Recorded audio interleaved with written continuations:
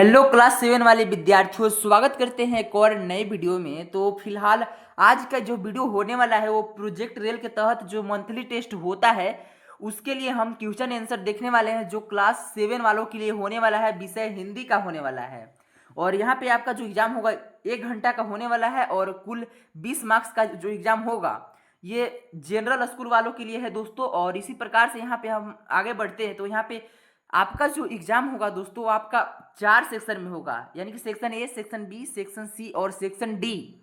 तो बिना देरी किए सभी क्वेश्चन को देख लेते हैं। तो यहाँ पे अगर आप चैनल पे नए हैं दोस्तों तो चैनल को सब्सक्राइब करके वीडियो को लाइक कर दीजिएगा और अपने दोस्तों के पास इस वीडियो को शेयर जरूर कर दीजिएगा। तो यहाँ पे सेक्शन ए के अंतर्गत एक मार्क्स का 5 क्वेश्चन है दोस्तों, जो कि एमसीक्यू यानी कि मल्टीपल चॉइस क्वेश्चन है, यानी कि वैकल्पिक प्रश्न उसको बोला जाता है हिंदी में।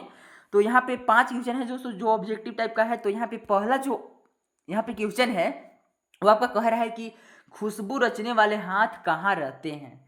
तो यहाँ पे पहला ऑप्शन में है दोस्तों नालों के पार, ख है तंग गलियों में, ग है बदबूदार स्थान पर और घ है उपयुक्त सभी। तो इसका जो करेक्ट आंसर हो जाएगा उपयुक्त सभी, इसका राइट आंसर हो जाएगा दोस्तों। और इसी प्रकार से यहाँ पे अगर हम आगे बढ़े तो यहाँ पे क्वेश्चन नंबर दूसरा कह रहा है कि उभरी नसों वाले हाथ कहकर किनकी ओर संकेत की गई है। तो आप खुद जानते होंगे दोस्तों, उभरा हुआ नस यानी कि ऐसा हाथ जिसके नस एकदम खखड़ा जैसा, मतलब बाहर की तरह दिखता हो। तो ये किसकी ओर संकेत किया गया है, तो ऑप्शन देख लेते हैं यहाँ पे। तो यहाँ पे पहला ऑप्शन है युवकों की ओर, यानी कि नौजवान व्यक्ति की ओर। तो ये भी नहीं है दोस्तों, बच्चों की ओर, यानी कि बच्चे के हाथ में क्या नस एकदम खड़ा खड़, मतलब कि जैसे एकदम बाहर दिखता है। इसी तरह यहाँ पे ग है वृद्धि व्यक्ति की ओर, यानी कि बूढ़े व्यक्ति की ओर। तो आप अक्सर देखे होंगे दोस्तों कि जो बूढ़े व्यक्ति होते हैं उन लोग के नस एकदम बाहर दिखाता है, इसलिए यहाँ पे जो संकेत किया गया है वो आपके वृद्ध व्यक्ति की ओर किया गया है। ऑप्शन नंबर ग जो है इसका राइट आंसर हो जाएगा।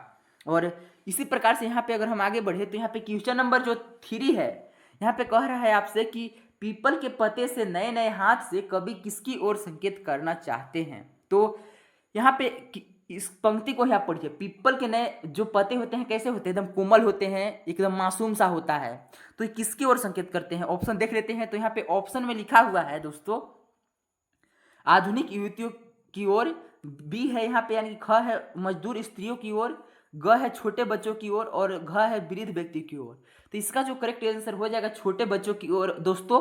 और इसी प्रकार से यहाँ पे अगर हम आगे बढ़े तो यहाँ पे नेक्स्ट क्वेश्चन कर रहा है कि अगरबत्ती बनाने वाले कारीगरों के हाथ कैसे होते हैं, यानी कि जिस फैक्ट्री में लोग अगरबत्ती को बनाते हैं उनके जो बनाने वाले जो मजदूर होते हैं, जो कारीगर होते हैं, उनके हाथ कैसे होते हैं, ये आपके आपके पाठ के अनुसार बताना है। तो यहाँ पे पहला ऑप्शन दिया हुआ है हाथों में उभरी हुई नसें, हाथों के नाखून घिसे हुए और ग है कोमल और खुशबूदार। तो इसका जो राइट आंसर हो जाएगा ऑप्शन नंबर उपरोक्त सभी हो जाएगा दोस्तों, क्योंकि अगर बत्ती बनाने वाले कारीगर के हाथ आपके उभरी हुए होते हैं, इतना उन लोग काम करते हैं कि उन लोग के नस बाहर दिखाई देता है, हाथों के नाखून घिसे हुए रहते हैं काम करते करते दोस्तों, और उन लोग के हाथ कोमल होते हैं और खुशबूदार होते हैं, क्योंकि उन लोग अगरबत्ती बनाते हैं और अगरबत्ती का आप गंधक जानते होंगे कितना सुंदर रहता है।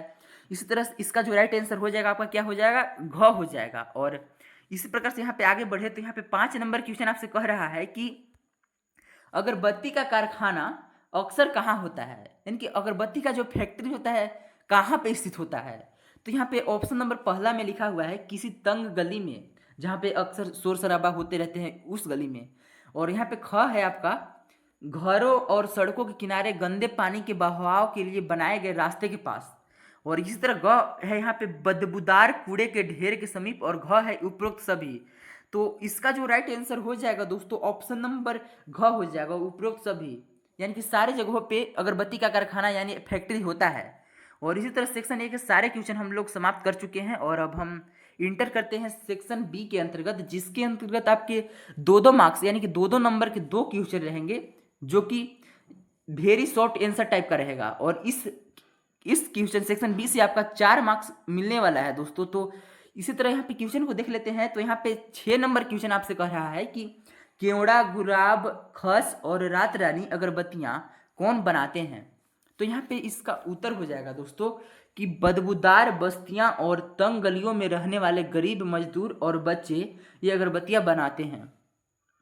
इसी तरह से यहाँ पे 7 नंबर क्वेश्चन आपसे कह रहा है कि खुशबू रचते हैं हाथ कविता में कवि किसकी बात कर रहा है, यानी कि जो आपका कविता में खुशबू रचते हैं हाथ है दोस्तों, इस कविता में कवि जो है, जो लेखक हैं, वो क्या चीज़ का बात कर रहे हैं। तो यहाँ पे इस लिखा हुआ है दोस्तों कि इस कविता में कवि समाज के उन गरीब अगरबत्ती बनाने वाले कारीगरों की बात कर रहे हैं जो खुद गंदगी में रहकर दुनिया को खुशबू देते हैं। यानी कि कवि में यहाँ इस कविता में कविता जो है, कवि हैं वो कटाक्ष मारे हैं, वो कमेंट किए हैं कि जो अगर लोग अगरबत्ती बनाते हैं वो काफ़ी गरीब दुखिया होते हैं, लेकिन जो लोग अगरबत्ती जलाते हैं वो कितने अमीर होते हैं, वो कितने खुशबू को मतलब दुनिया को खुशबू मतलब गरीब लोग अगरबत्ती बना कर देते हैं। इसी तरह से जो सेक्शन बी था दोस्तों उसके सारे क्वेश्चंस खत्म हो चुके हैं और अब हम यहाँ पे देखने वाले हैं सेक्शन सी के क्वेश्चन। तो सेक्शन सी के मैं आपको बता दूं तो 3 नंबर के एक ही क्वेश्चन होगा आपके टेस्ट में, और जो कि होगा क्या, शॉर्ट आंसर टाइप क्वेश्चन रहेंगे। तो यहाँ पे 8 नंबर जो क्वेश्चन आपसे कह रहा है कि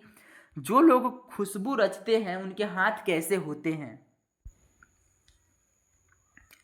तो यहाँ पे उत्तर में लिखा हुआ है दोस्तों कि जो लोग खुशबू रचते हैं उनके हाथ कैसे होते हैं, क्वेश्चन पूछा है। तो यहाँ पे उत्तर में लिखा हुआ है कि खुशबू रचने वाले लोगों के हाथ कई प्रकार के होते हैं, जैसे बुजुर्गों के उभरे हुए नशे वाले हाथ, मेहनत से घिसे नाखूनों वाले हाथ, बच्चों के पीपल के पत्ते जैसे कोमल हाथ और जख्म से कटे फटे हाथ होते हैं। और इसी तरह से सेक्शन डी के अंतर्गत अब हम आते हैं। तो यहाँ पे 4 नंबर का एक क्वेश्चन, यानी कि 2 क्वेश्चन यहाँ पे होगा टोटल मिला के आपके एग्जाम में, जो कि लॉन्ग क्वेश्चन रहेगा, यानी कि इसको जो इसका जो उत्तर है आपको लॉन्ग देना होगा।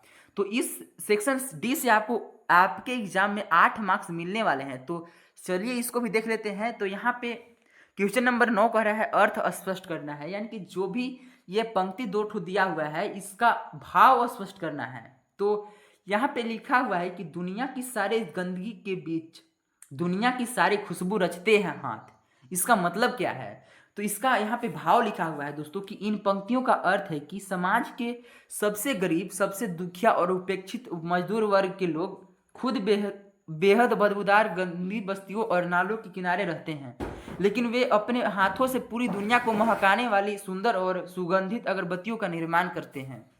इसी तरह से यहाँ पे अगर हम आगे बढ़े तो यहाँ पे 10 नंबर क्वेश्चन कर रहा है कि मुल्क की मशहूर अगरबत्तियाँ कैसी जगहों पर बनती है। तो यहाँ पे लिखा हुआ है इसका उत्तर दोस्तों कि जो देश की सबसे प्रसिद्ध, जो फेमस और खुशबूदार अगरबत्तियाँ हैं वो बहुत ही तंग गलियों, गंदे नालों के पार और बदबूदार कूड़ों के ढेरों के पास बनी होती है, जो कि छोटी छोटी झोपड़ियों और कारखानों में बनाई जाती है, जहाँ की सांस लेना भी मुश्किल होता है दोस्तों, ऐसे लोग कारीगर काम करते हैं। तो ये रहा आज का वीडियो दोस्तों। अगर आप अभी तक चैनल को सब्सक्राइब नहीं किए हैं तो चैनल को सब्सक्राइब करके वीडियो को लाइक कर दीजिएगा और अपने दोस्तों के पास इस वीडियो को शेयर कर दीजिएगा।